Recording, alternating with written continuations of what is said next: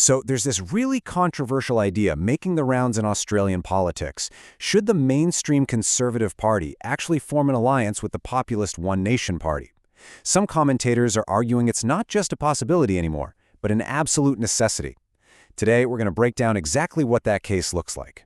And really, this whole debate, it all comes down to one pretty provocative question for the political right. Is it time to make a massive strategic change, even if it means totally breaking with tradition, all for the sake of winning power? That's the core idea we're going to unpack.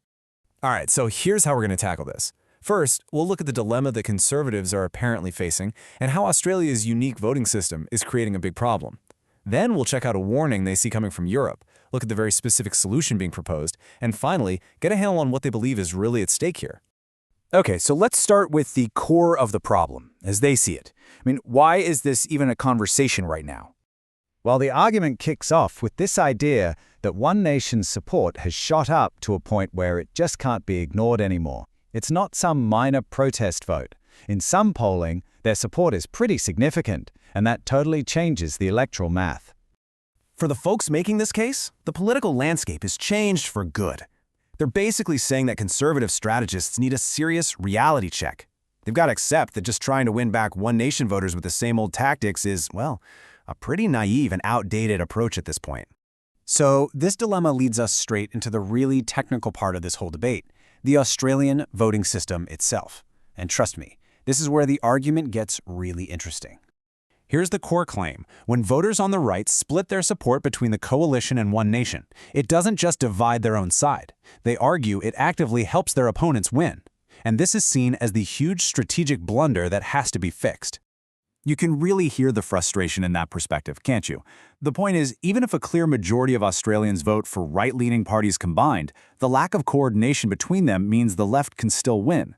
It all comes down to what they call preference discipline. That strategy where parties tell their voters exactly how to rank their second and third choices to help out their allies, making sure not a single vote goes to waste.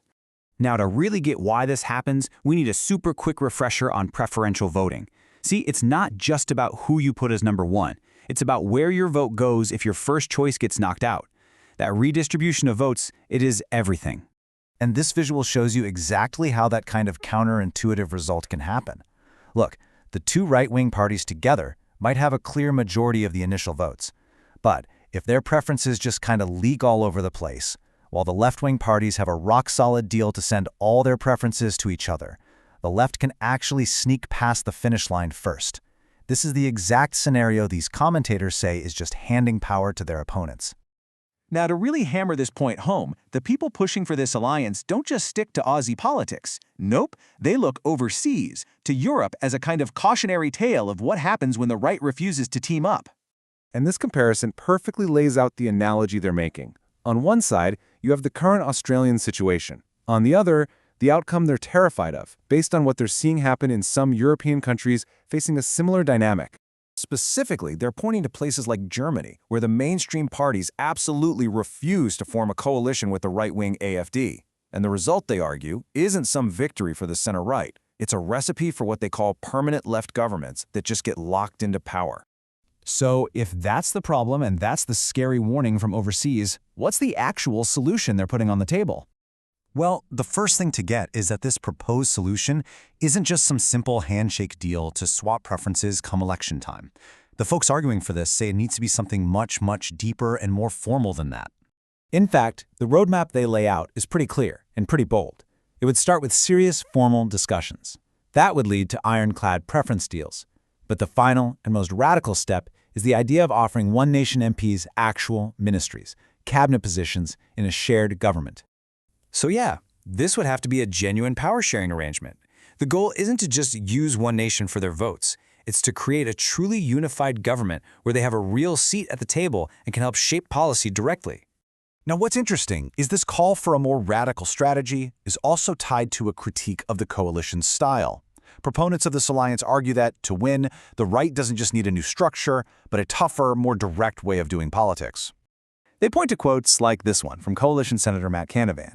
And while they acknowledge his sense of humor, they frame it as an example of a communication style that's just too lighthearted for the kind of political frights they see coming.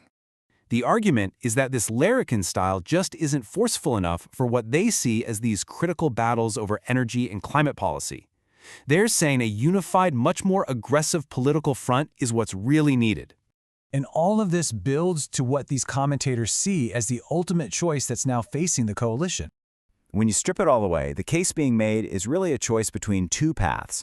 Do you stick to tradition, being that big tent mainstream party that refuses to deal with populist outsiders, or do you embrace a pragmatic, some might even say ruthless strategy that's focused on one thing and one thing only, winning government? And the stakes, as they frame them, are incredibly high.